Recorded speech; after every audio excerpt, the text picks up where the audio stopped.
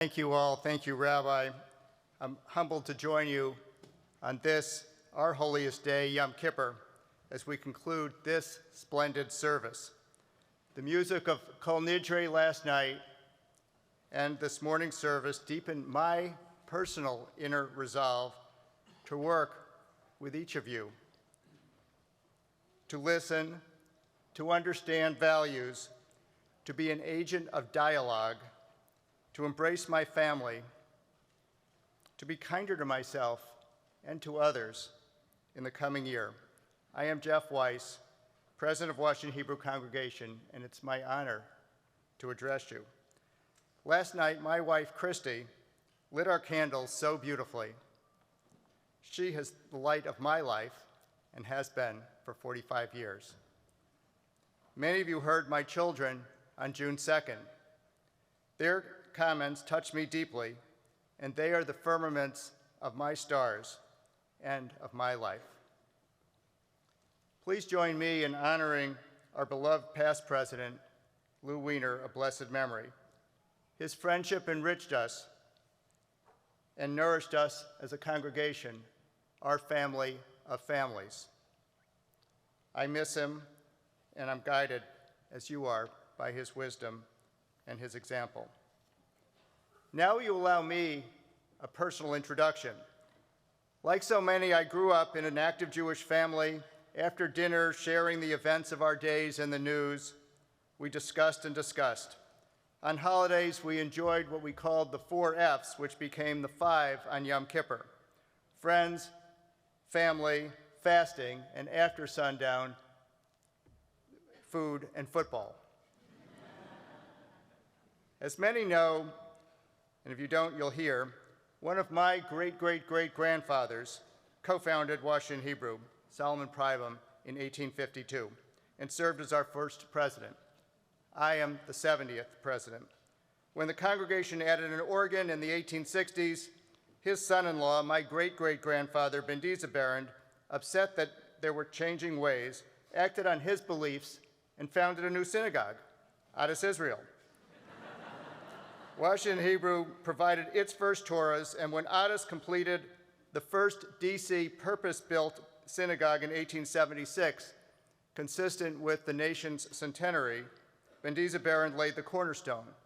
That building now rests as the Lillian and Albert Small Capital Jewish Museum. These stories are of intra-faith versus interfaith dialogue, of supporting each other as Jews when we might not agree. Washington Jews are all family to me, and I am just a local Jewish boy. Please indulge me in one interfaith family story. It feels good I'm not keeping you from lunch.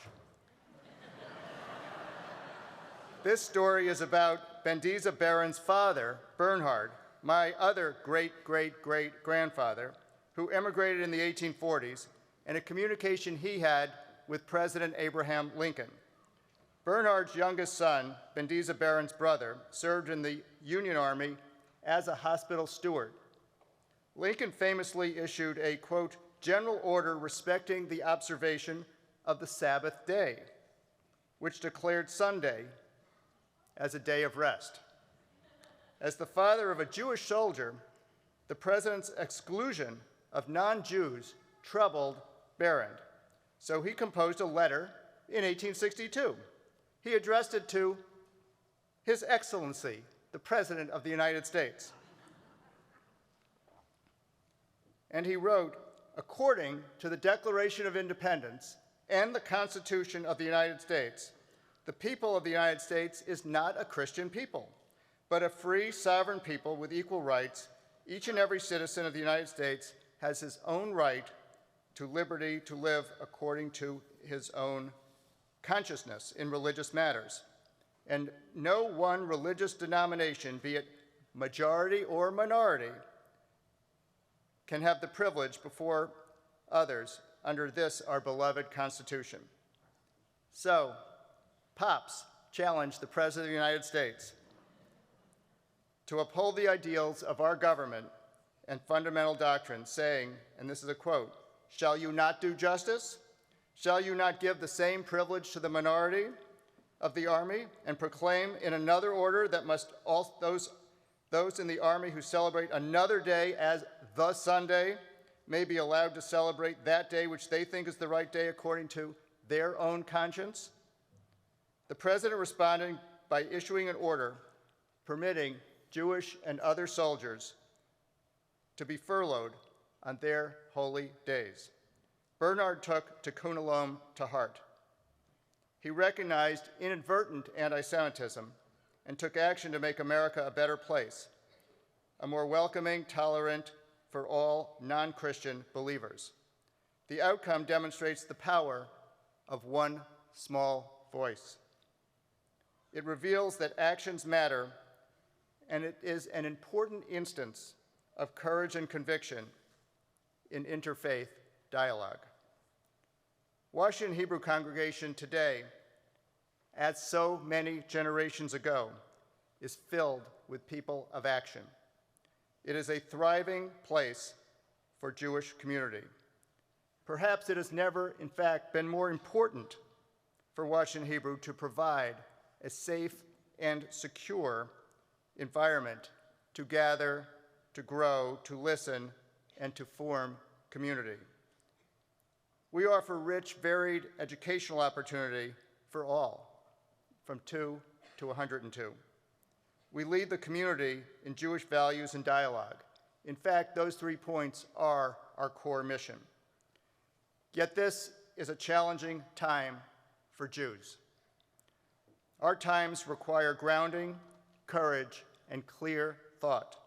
We are committed, as our rabbis teach, to challenge anti-Semitism and to engage in interfaith dialogue.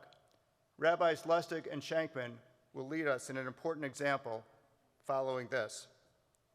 Like Bernard Behrend, who chose action over despair by composing a letter to President Lincoln during the darkest days of the Civil War, a year ago we launched, after October 7th, the Israel Hesed Fund to care for our brothers and sisters in Israel.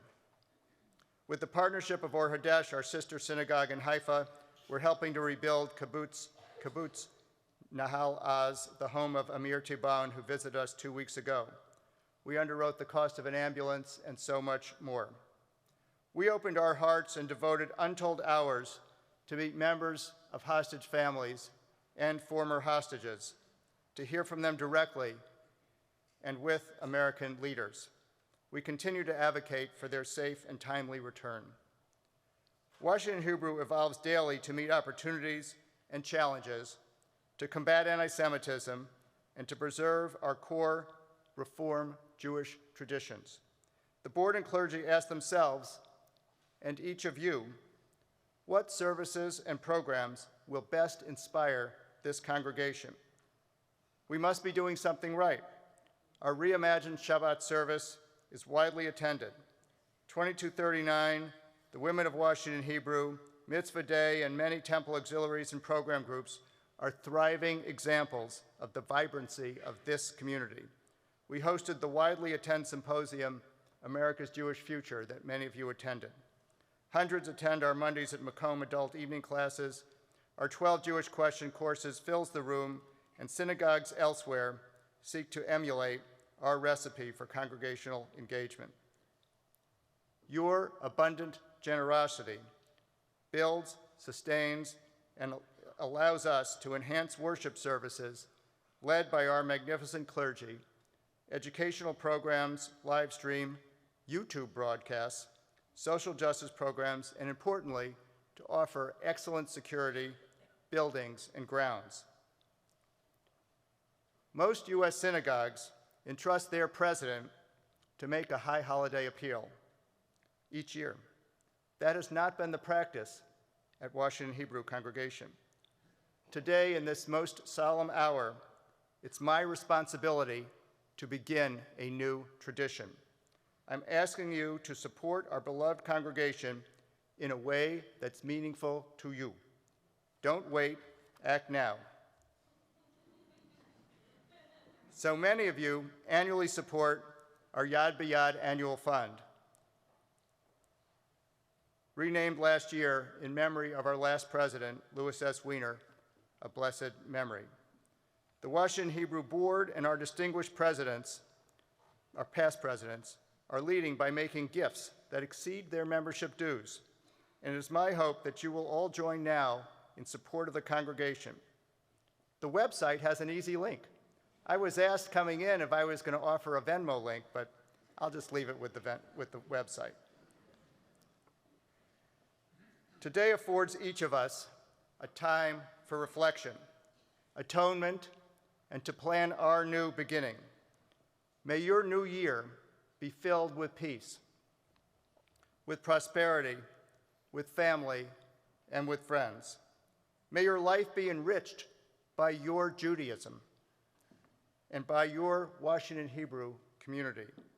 May we together express profound gratitude for our clergy, for our executive director, Lindsay Feldman, for our administrative team, our many auxiliary leaders and volunteers, and of course the lay leaders who join me on the Washington Hebrew Board. We are truly blessed. May you endure a safe fast, a meaningful fast, and engage in a good year, a year of health, and a sweet new year. Good Yom Tov to all.